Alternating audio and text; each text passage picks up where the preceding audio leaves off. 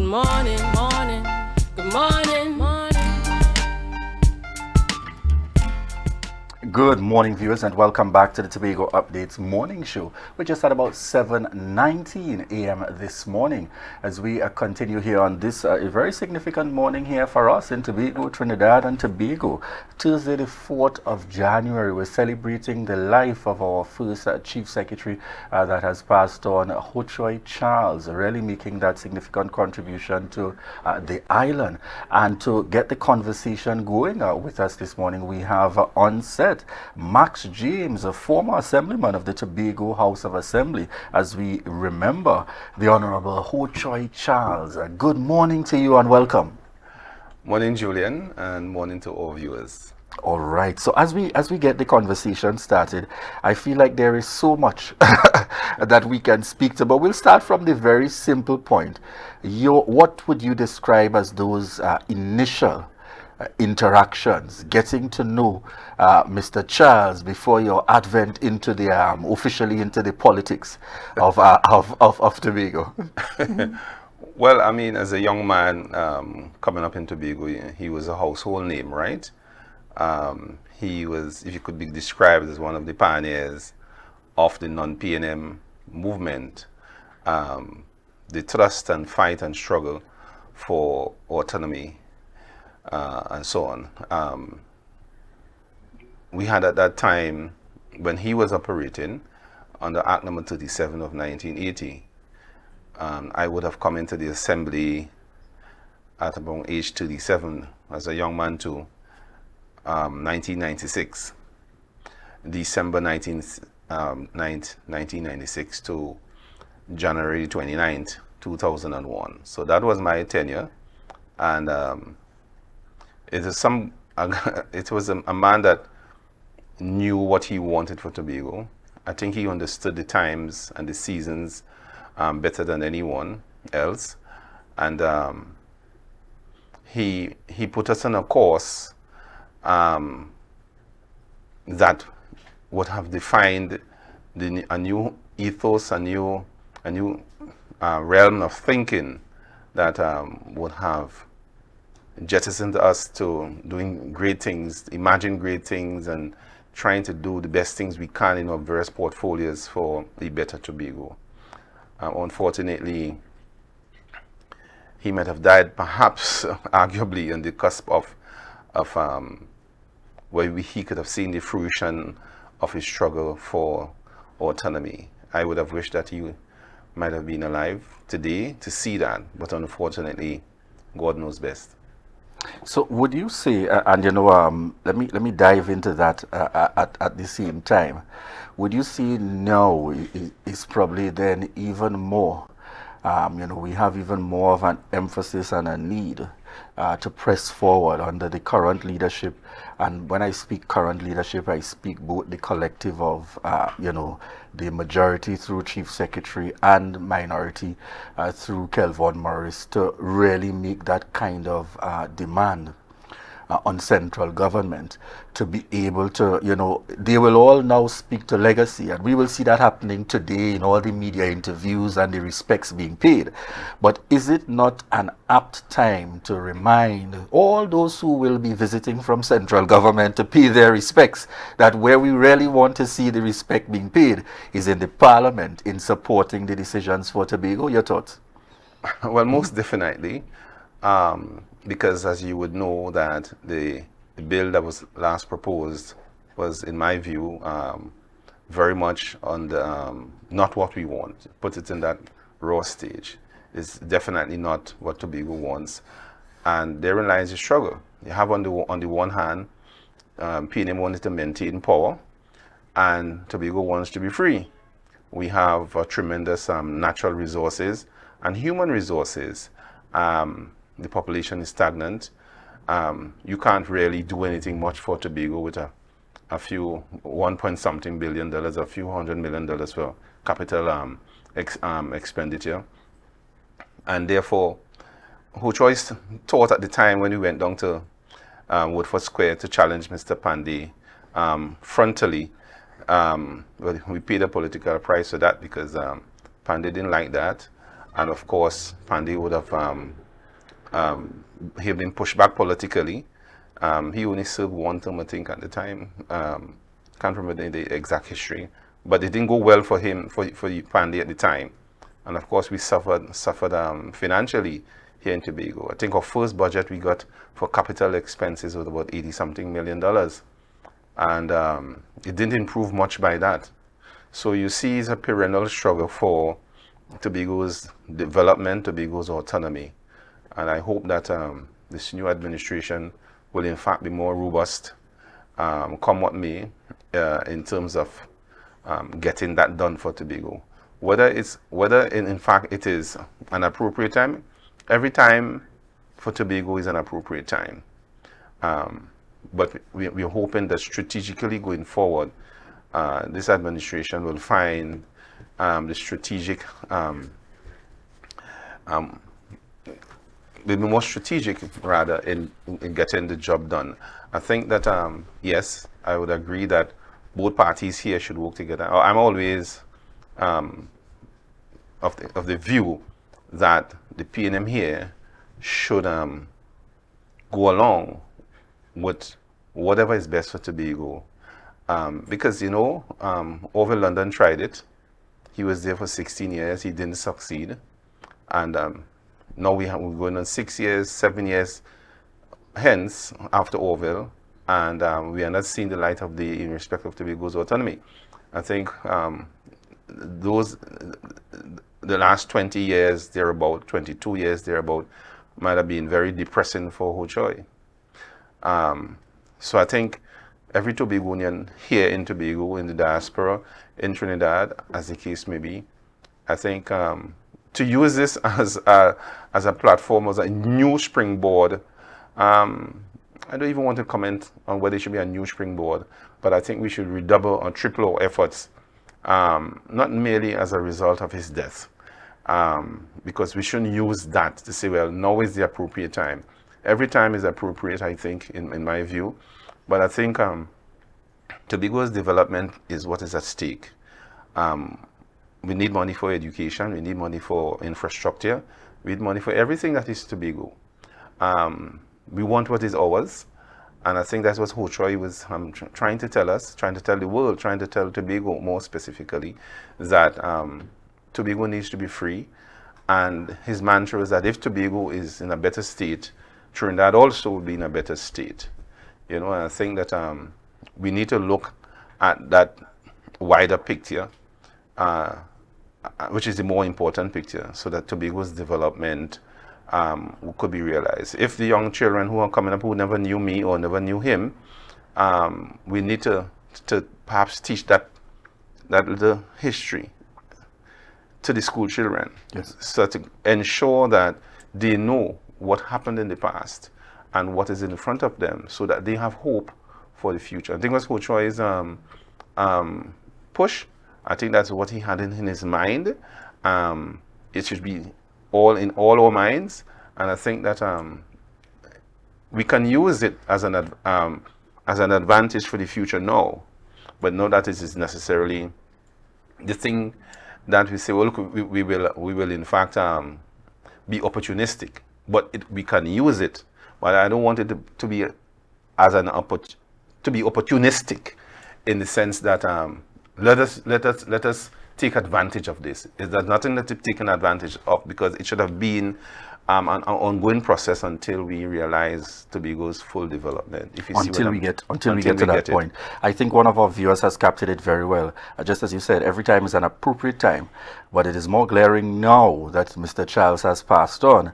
And the best way to honor Mr. Charles is by giving Tobago what it deserves in terms of autonomy. Who is going to give Tobago? Because this is the Parliament. Ultimately, it comes back to the Parliament. But we don't want to dive too far into that this morning. Okay. But you touched on an area in terms of the funding that was available in that time. And I want you to share, it would appear that with limited funding, Mr. Charles and his administration in that time, or First Chief Secretary, was able to make some kinds of inroads with infrastructure development and roads and so on. Tell us tell us a little bit about those advancements. It appeared as if so much, and that's one of the things that he's definitely known for. His administration cutting roads in areas where people didn't even think you would need roads at all for today. Well, simply put, he had the foresight. Dollar for dollar, things are different now than it was in that time. I remember over in London coming into the house, and he took a piece of bitumen, and it's just plain politics, of course. And he said, Mr. Presiding Officer, look at this.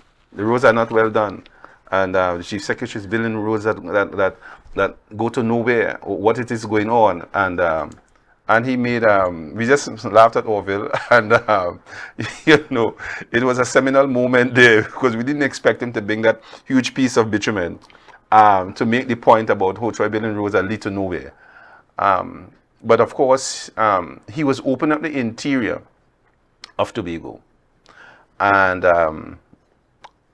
I remember one of the roads he built was somewhere in Lucyville in Speyside, the Lekotour Road in Mason Hall from Mason Hall to Lekotour, I think. Right? The Easterfield Road from Mason Hall back into Mount St. George. Those are some of the larger projects that he would have, in fact, up to this date. And we ain't talking politics this morning, but the infrastructure, the curbs and slippers, I think they call them, from Easterfield Road that goes right up to Hills Road, he started putting down the curbs and slippers. And we were severely criticized. We severely criticized that road wasn't important. But the thing about it is that those interior roads are very much important, because there are large swaths of unoccupied territory and property in those areas that will improve our access and also improve the property, the value of those properties. And I think Orville and Mr. Mackenzie at the time, and Mr. McGinnis at the time, perhaps didn't understand the vision as we understood it. Of course, you're going to have people seeing things differently, but I think where you're beginning to open up the interior of your country can't be more important. It can't be more important than that in terms of us ensuring that we have the kind of a development that is necessary for Tobago.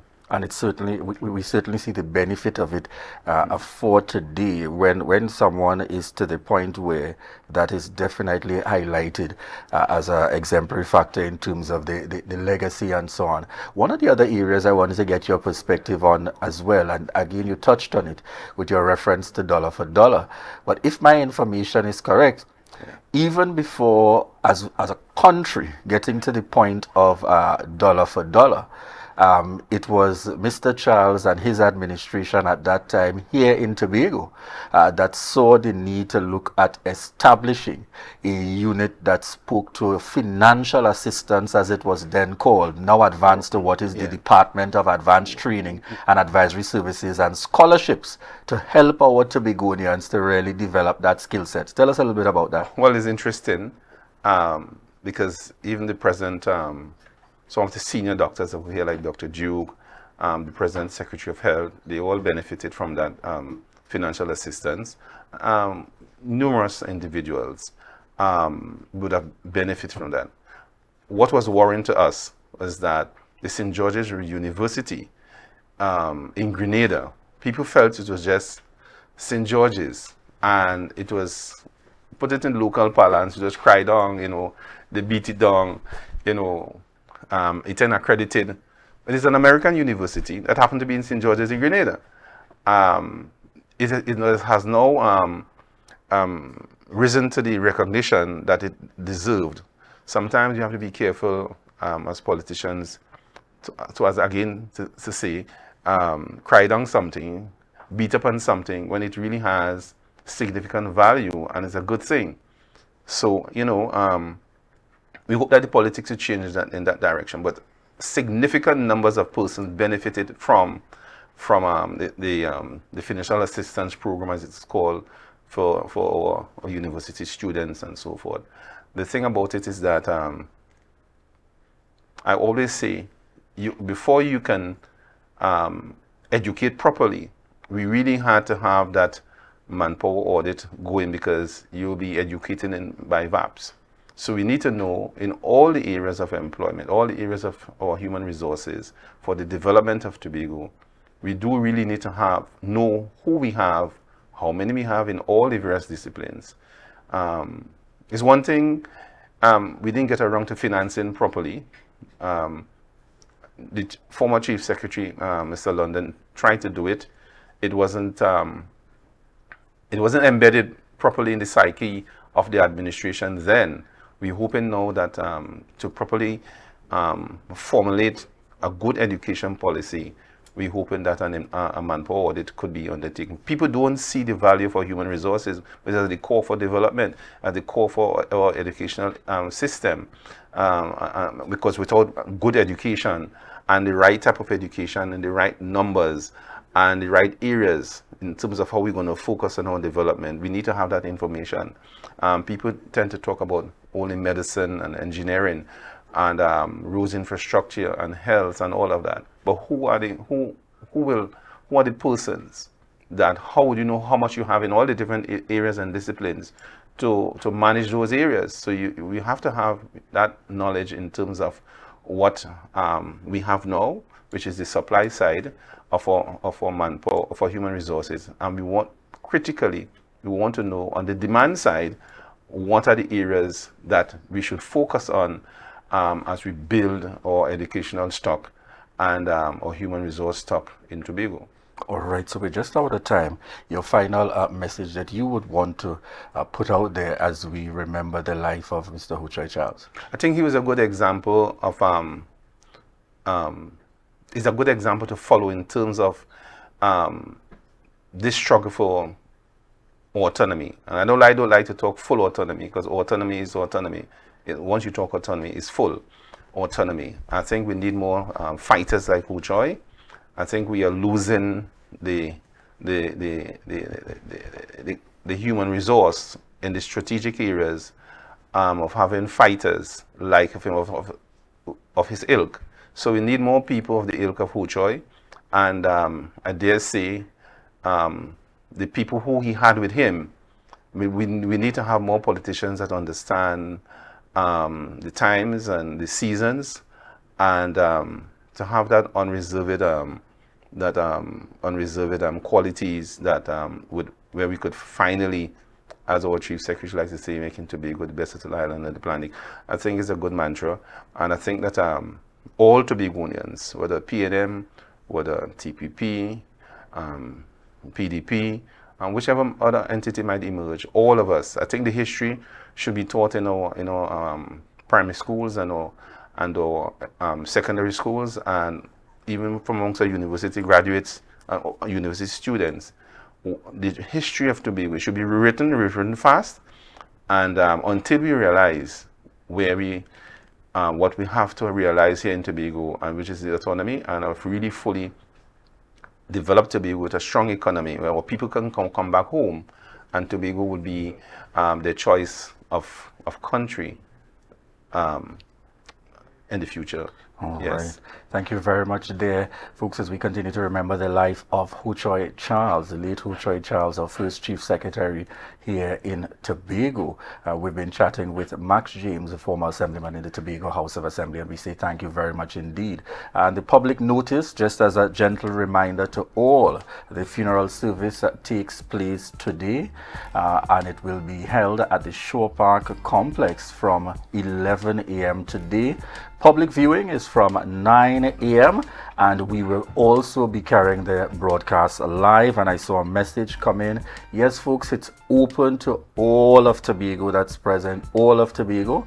You are encouraged to go out and to attend, to head on down to Shore Park for the funeral service of Hochoy Charles. And we heard the public notice earlier that the Tobago House of Assembly offices have been closed, as well as schools today, giving that opportunity to pay your respects and to head on down to the service and the funeral service that is scheduled to take place. So in an effort to pay the respects in the past with the passing of the Honorable First Chief Secretary Hochoy Charles, certainly the Tobago House of Assembly there, this current administration, and we're also told that we can potentially look out for some major announcement or announcements happening today by the current Chief Secretary, ways and means to continue to to pay our respects and to celebrate the life of our first Chief Secretary, Hochoy Charles. Viewers, at this point, we thank you so much for the continued love and support for the Tobago Updates morning show. Up next, we're going to be chatting with Labour Inspector 2 of the Ministry of Labour, Taramati Rampasad, as we speak national minimum wage increase and speak a bit about the breakdown to give a better understanding. So at this point, we remind you that this is your opportunity to share the live, share the live, share the live. We'll be right back.